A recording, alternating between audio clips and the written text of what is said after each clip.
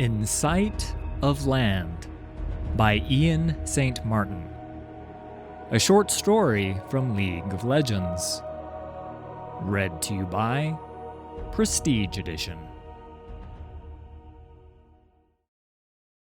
The waters were eerily still at night. Their surface was so undisturbed, one might mistake it for dark glass, mirroring the starlit skies above.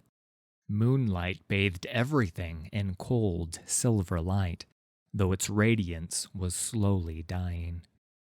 The moon was being suffocated.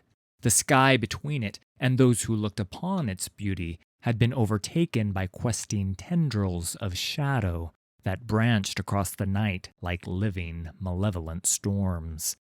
Their like had been seen many times before, and many were the souls carried off within them into fathomless torment. But never had they grown so large or reached so far.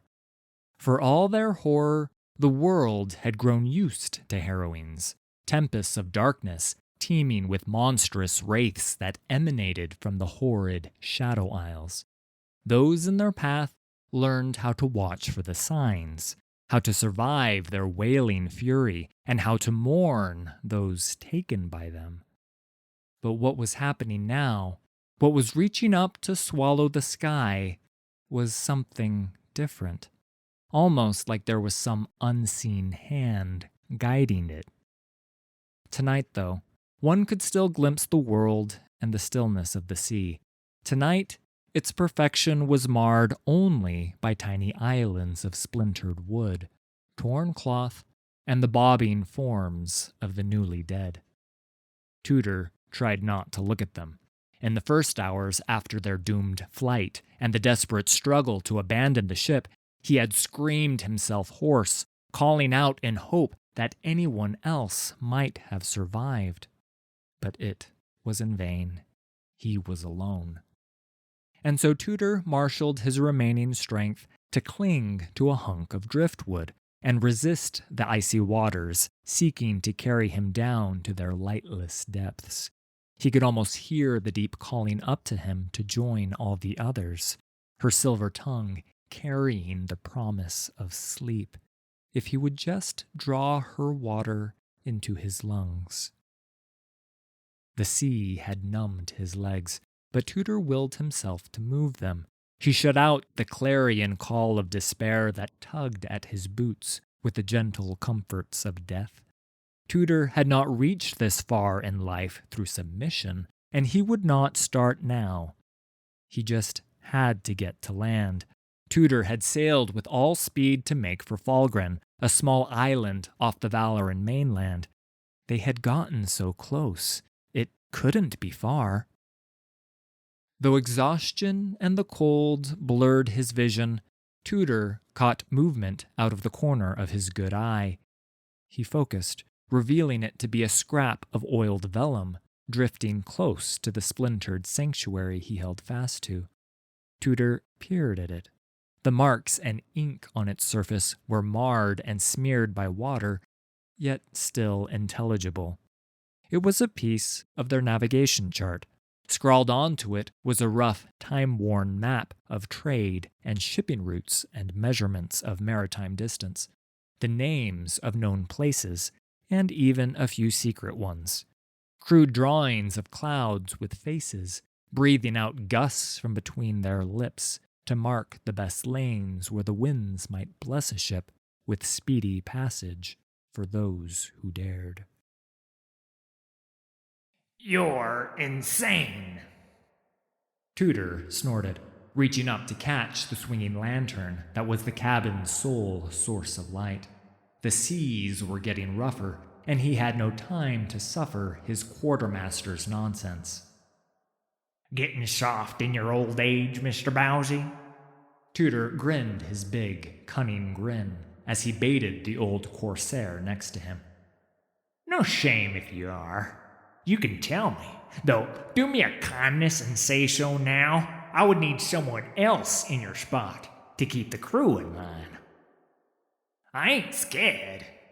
Bowsy steadied himself to spit a wad of phlegm onto the deck. through the gap made by a missing tooth. But I see sense. This'll get us killed, Skipper, and I ain't the only one who thinks so. We go fast, we get rich. Tudor stabbed a finger down at the old map set on the table before them. He swept aside a tiny puddle that had collected on it from a drip above their heads, and then traced a route denoted in dull red ink. Every other ship around is docked, crews acting like they'd be back on dear old Mum's teat. But commerce never sleeps, Mr. Bowsy. Think on what's sitting out there unguarded. We make a run, we can get what they're all too craving to collect.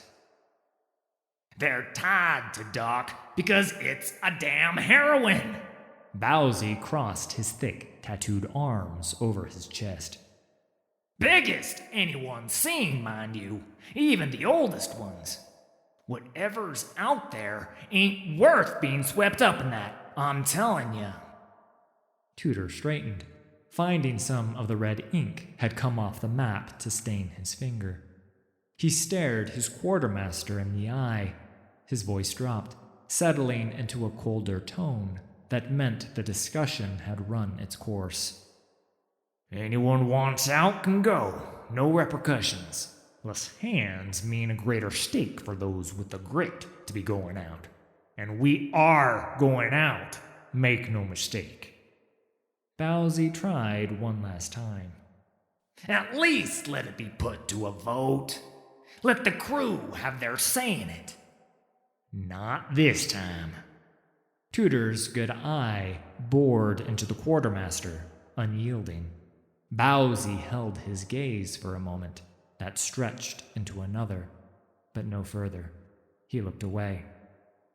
Now, Tudor's grin returned, full and cunning.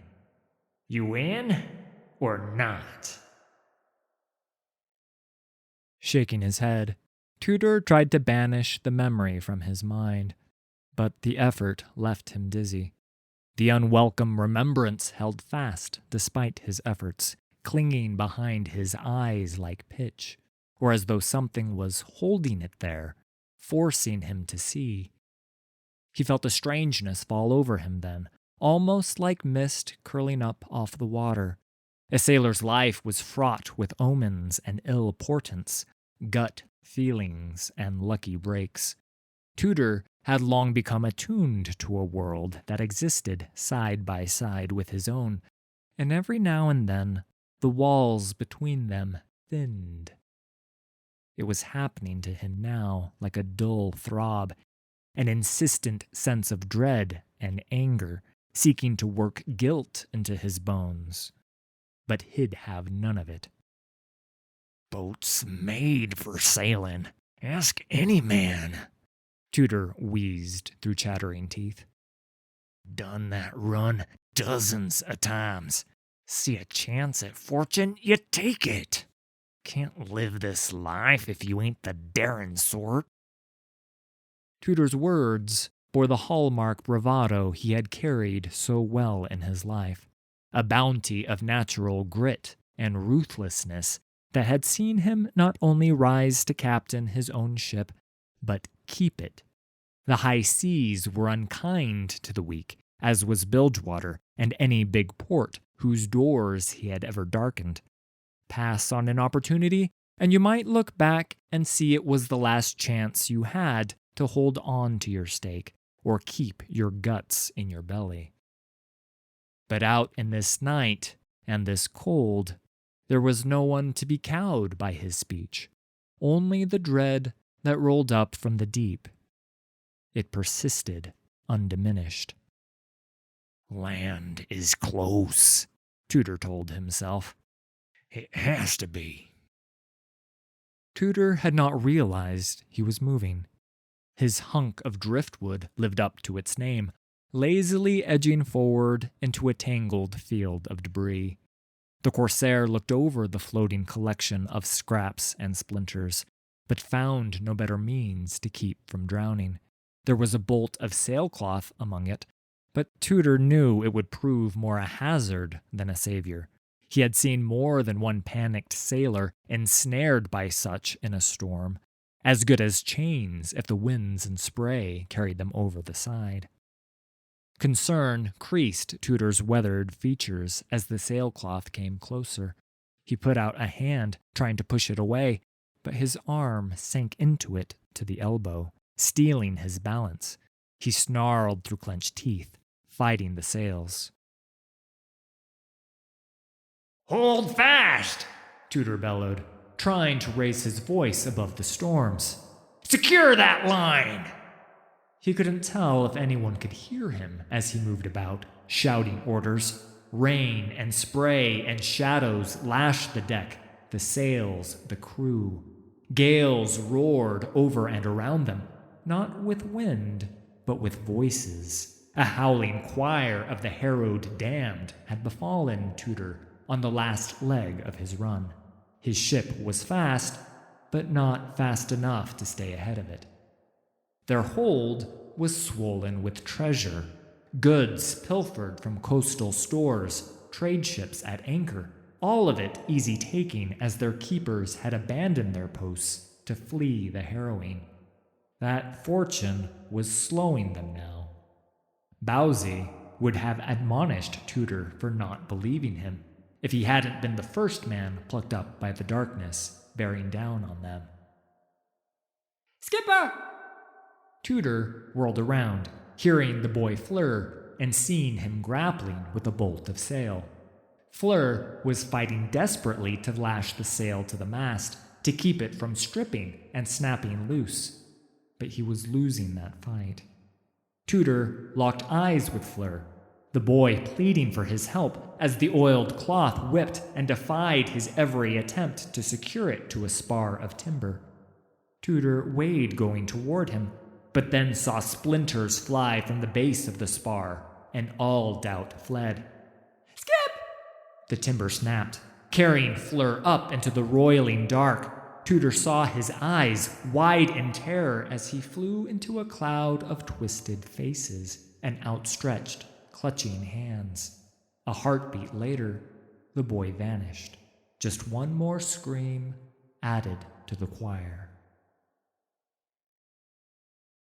Better him than I.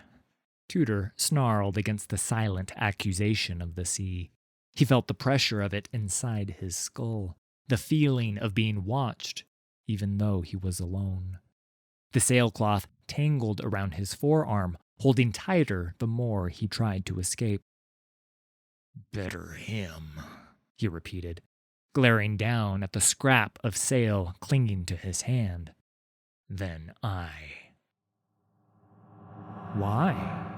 The cloth encircling his wrist seemed to ask. Tudor shivered, but not from the cold.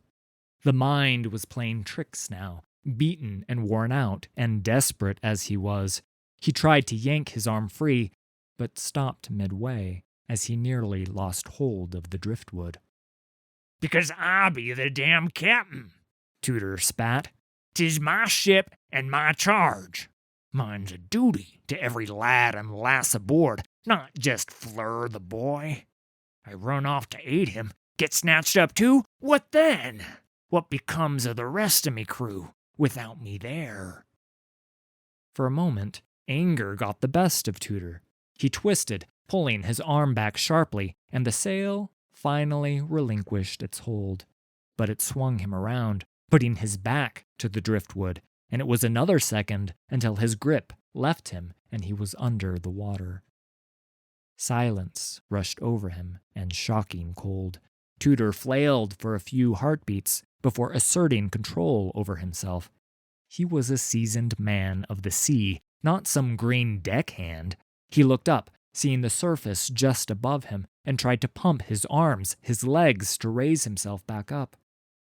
But he couldn't move. It was more than just tired muscles numbed by cold. Tudor's good eye flicked this way and that, seeing only faint silhouettes in the waning moonlight. More debris, the lighter bits of a ship that had yet to settle down into the inky deep. And bodies of women and men who called him captain. who relied upon you. The words struck Tudor, a feeling rather than a sound. And you betrayed them. Tudor broke free of whatever had been holding him, panic lending the strength he needed to surface. He gasped for air, twisting about in search of the driftwood. He spotted it and grabbed hold, embracing it like his first love. It was only then, as his fingers sought purchase on its slick shape, that Tudor realized what it was. It was part of a lifeboat. One of the lifeboats. "Into the lifeboats!" someone was screaming. "Abandoned ship!" There were things on board the ship now. Wretched, horrible, blighted beasts that had detached from the storm, like lice shed from a dog. They stalked through the torrent without effort, undisturbed by the chaos, as they butchered Tudor's crew with fang and claw. Tudor and his mates had earned monikers over their careers: privateers, merchants, businessmen. All true, but just as true were pirates, corsairs, reavers. They were not strangers to violence, and every one of them walked the decks with more weapons strapped to them than they had hands to carry. But they fell to the wraiths like wheat before the scythe. Men and women Tudor had seen brawl, hunt great leviathans of the deep, fight in the vanguard of boarding actions, braving cannon and steel, begged like children to monsters that couldn't understand a thing like mercy, much less provided. All they provided was the severance of body and spirit. Tudor punched and shoved his way through the mass of panicked faces crowding around the few leaky lifeboats the ship had. Several had been left behind at port to reduce weight so they could load more spoils.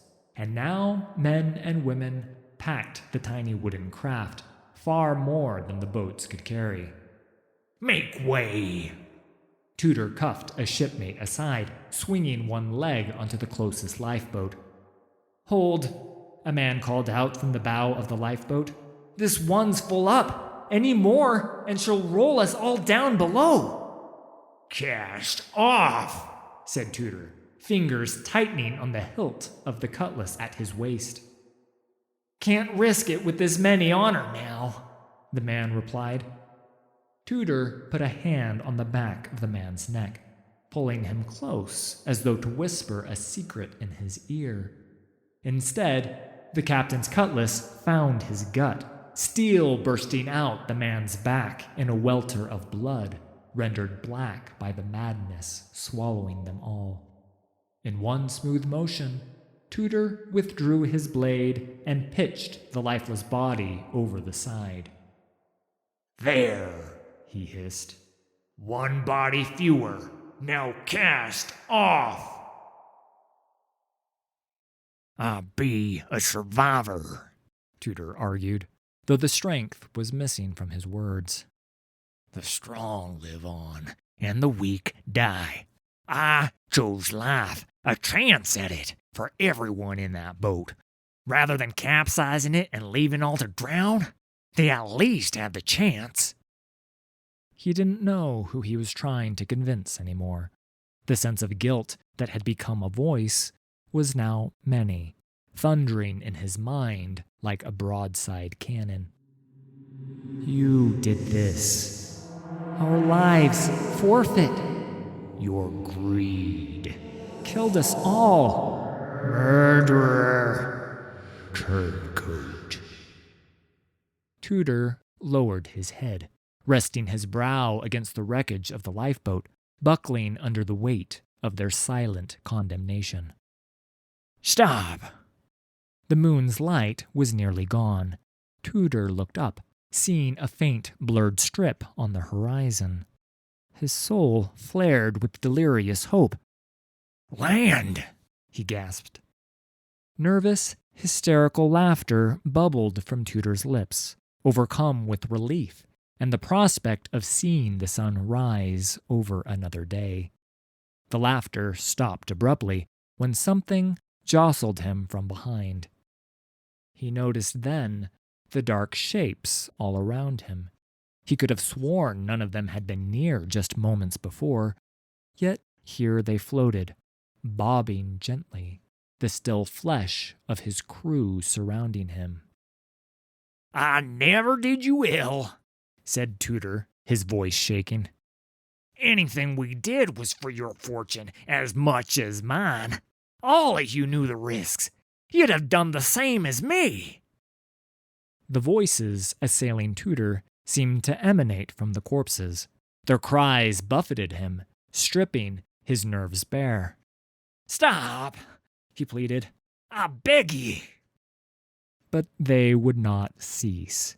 They merged into a single, terrible chorus, repeating a single word like a dirge to drive down and bury in Tudor's heart. Betrayer. "No," he screamed in denial, the sound carrying over the lightless water. As one, the spirits of Tudor's crew sat up, peeling away from their bodies. Fleur, Bowsy, all of them staring at him with slack faces and clouded eyes.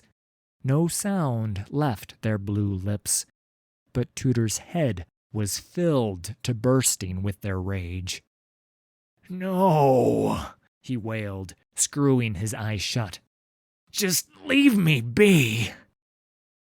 Suddenly, the driftwood sank a fraction, as though under added weight. Tudor forced open his eyes and found himself staring up into the face of death. It was a woman, tall and lithe, standing atop the driftwood with a balance that was as effortless as it was impossible. Where her flesh should have been was instead smoldering spectral blue energy. She was clad in battered armor and a helm with a long black plume. A trio of spears had been driven through her chest, and she had another gripped in her hand. The sight of her turned Tudor's insides cold and leaden. Everyone knew the legends, the whispered things a man could laugh off as stories meant to scare children. Stories of an avatar of revenge, appearing wherever injustice had been done, and voices cried out for vindication. They cried out for Lady Vengeance, and with spear in hand, she would answer with damnation. Tudor's crew came closer, the woman's eerie light reflected in their blazing sapphire eyes. "No," Tudor pleaded, as the sight before him, cutting him off from the promise of land ahead, wrenched away the last of his resolve. "I was only trying to make me way in this world. My crew didn't deserve their fate, no, but nor do I deserve this. You don't know what it'd be like, leading those in your command to their doom, to be responsible for the damnation of their very souls." Sudden life was brought to her cold, unreadable features, almost as if there was a sound in the distance that only she could hear. The woman glared down at Tudor, boring into the core of him. Rage twisted her face in a rictus for an instant, and then it was gone. Slowly, she lowered her spear, resting it just under Tudor's throat. She pushed, though not with enough pressure to pierce his flesh and impale him, just enough to separate him from the driftwood and push him under the water. Tudor's mind screamed to fight, the urge to survive willing him to rise, but he could not. The spear tip at his throat held him beneath. Tudor looked up at that shimmering, dispassionate visage. Lady Vengeance had come for him at last. The voices had all gone silent. His crew sank down with him, closing around him like fingers making a fist. All light faded. Tudor finally succumbed to the deep and drew her into his lungs. The last bubbles slipped from his lips as he drifted lower into the darkness, and he went down just in sight of land.